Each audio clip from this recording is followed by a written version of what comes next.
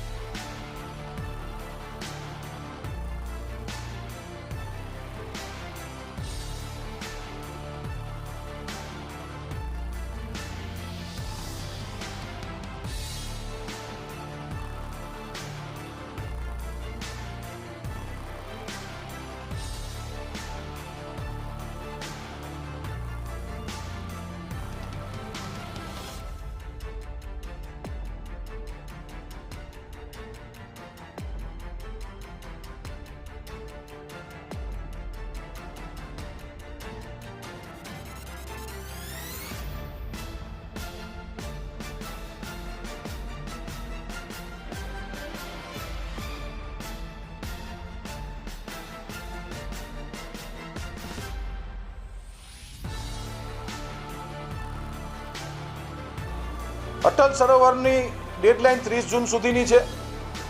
માનનીય પ્રધાનમંત્રીશ્રીનો કાર્યક્રમ એ AIIMS hospital માટે માનનીય પ્રધાનમંત્રીશ્રી આવી રહ્યા છે અને રાજકોટ મહાનગરપાલિકાના અને જિલ્લા વહીવટી તંત્રના જે કોઈ પણ ખાતમુહૂર્ત અને લોકાર્પણો છે એના માટે માનનીય પ્રધાનમંત્રીશ્રી આવી રહ્યા છે. અટલ સરોવરમાં હજી કામ પૂર્ણતાના આરે હજી પૂર્ણ નથી થયું, પૂર્ણતાના આરે છે.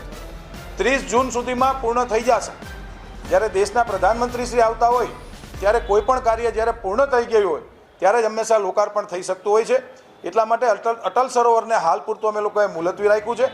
30 જૂન પછી એટલે કે નવી ચૂંટણીઓ પછી અમે પ્રધાનમંત્રીશ્રીને રિક્વેસ્ટ કરતું કે સાહેબ આપ રાજકોટમાં અલગ અલગ કાર્યક્રમો માટે આવો ત્યારે અમારી પણ એવી લાગણી છે અને રાજકોટના લોકોની લાગણી કે આપ અટલ સરોવરનું લોકાર્પણ કરવા આવો.